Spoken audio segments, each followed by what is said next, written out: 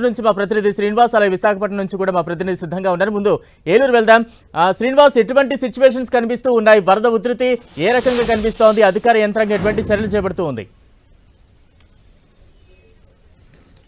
బలరాం, గత 4 రోజుల నుంచి కూడా కురుస్తున్నటువంటి వర్షాలతో అటు ఉమ్మడి పశ్చిమ గోదావరి జిల్లా వ్యాప్తంగా కూడా లోతట్టు ప్రాంతాలన్నీ కూడా ఇప్పటికే కొంత జలమయమయ్యాయి.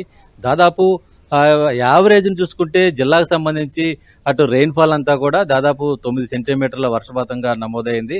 అటు ఉమ్మడి పశ్చిమ గోదావరి జిల్లాలో ముఖ్యంగా ఉన్నటువంటి అటు పోలవరం ఎగువ మండలాల్లో ఉన్నటువంటి కుక్కునూరు, వేలేరుపాడు మండలాల్లో దాదాపు 12 సెంటీమీటర్ల వర్షపాతం కూడా నమోదైంది గత 2 రోజుల నుంచి కురుస్తున్న నేపథ్యం.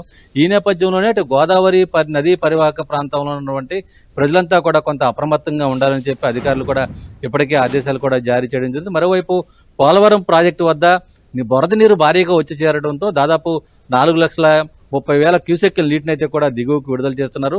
ఈ నేపథ్యంలోనే అటు లంక గ్రామాల ప్రజలంతా కూడా కొంత అప్రమత్తంగా ఉండాలి. గోదావరి నదీ పరివాహక ప్రాంతంలో లంక గ్రామాల ప్రజలంతా కూడా ఆదేశాలు కూడా అధికారులు ఇచ్చిన నేపథ్యంలో అధికార యంత్రాంగం కొంత అప్రమత్తమైంది. ఇదే నేపథ్యంలో అంటే జిల్లా వ్యాప్తంగా కూడా అయితే అతివృష్టి లేదంటే అనావృష్టి అన్న సందర్భంగా ఉంది.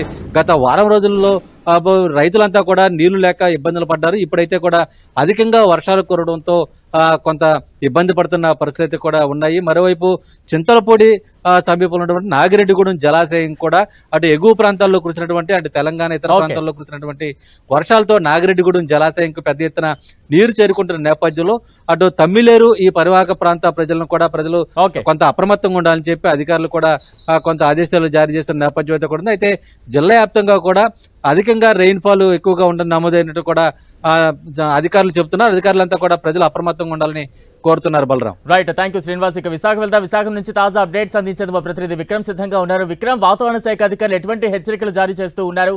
అధికార యంత్రాంగం ఎటువంటి అప్రమత్త చర్యలు చేపడుతూ ఉంది?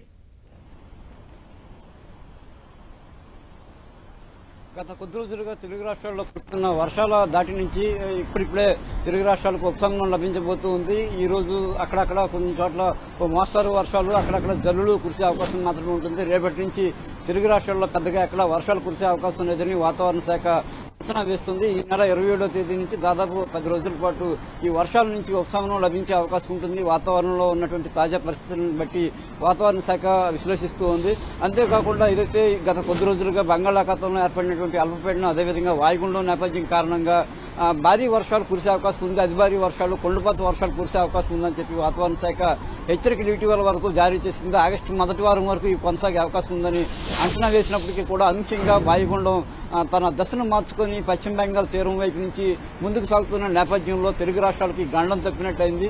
అయితే ఈ నేపథ్యంలో చూసుకుంటే కనుక తెలుగు రాష్ట్రాల్లో కురుస్తున్న వర్షాలు, భారీ వర్షాలు, కొన్ని చోట్ల కొండపోతగా కురిసిన వర్షాల కారణంగా జలాశయాలు, ముఖ్యంగా రిజర్వాయర్లన్నీ కూడా వరద నీటి ప్రవాహంతో పోటెత్తుతున్నటువంటి పరిస్థితి ఉంది. అంతేకాకుండా ఏజెన్సీ ప్రాంతాల్లో ముఖ్యంగా అరకు, పార్తీపురం వంటి జిల్లాల్లో అక్కడక్కడ వర్షాలు కురిసే అవకాశం రాబోయే రోజుల్లో కూడా ఉండే అవకాశం ఉంటుంది. అయితే ఇప్పటికే కురిసిన వర్షాల కారణంగా వాగులు, వాంకులు ప్రయోగించడం, కొన్ని చోట్ల బ్రిడ్జీలు కొట్టుకోకపోవడం వంటి పరిస్థితులన్నీ కూడా చూసాం. అయితే ఇటీవల కాలంలో వాతావరణ శాఖ అంచనాల ప్రకారం ఋతుపవనాలు ప్రవేశించిన తర్వాత ఈసారి సాధారణం కంటే ఎక్కువ వర్షపాతం ఉంటుందని అంచనా వేసినప్పటికీ కూడా కొద్దిగా రోజులుగా చూసుకుంటే తెలుగు రాష్ట్రాల్లో చాలా చోట్ల వర్షపాతం, లోటు వర్షపాతం నమోదైనటువంటి పరిస్థితులు ఉన్నాయి. అయితే ఇప్పుడు ఈ వాయుగుండం అలాగే అల్పపీడనం కారణంగా కొన్ని చోట్ల వర్షాలు కురిసి వాతావరణం వర్షపాతం అనేది కాస్త పెరిగినప్పటికీ కూడా ఇంకా లోటు వర్షపాతం చాలా ప్రాంతాల్లో కనిపిస్తున్నటువంటి అవకాశం ఉంది. ఈ నేపథ్యంలో ఇంకా తెలుగు రాష్ట్రాలకు ఈ లోటు వర్షపాతాన్ని దాటి అధిగమించి ఇంకా రైతాంగం అంతా కూడా ఆహ్లాదంగా పనులు, వ్యవసాయ పనులు మొదలుపెట్టుకోవడానికి సంబంధించి కూడా రాబోయే ఆగస్టు 2-3 వారాలు, అదేవిధంగా సెప్టెంబర్ మాసంలో కురిసే వర్షాల మీద ఆధారపడాల్సిన అవకాశం ఉంటుందని చెప్పి వాతావరణ శాఖ అంచనా వేస్తుంది. ఇప్పటి వరకు కురిసిన ఈ వర్షాలతోనే ఈ వర్షాల కారణంగా ఇప్పటి వరకు ఇవన్నీ ఎప్పుడైతే కొనసాగాయి, ఈ వర్షాలతో ఇప్పుడు ఉన్నటువంటి పరిస్థితి కొనసాగుతుంది. రాబోయే కొద్ది రోజులైతే ఈ ఉపశమనం అనేది ఖచ్చితంగా తెలుగు రాష్ట్రాలకు లభిస్తుంది. ఎక్కడక్కడ ముసురు వాతావరణం ఉన్నప్పటికీ కూడా ఈ రోజుకి మాత్రమే పరిమితమని వాతావరణం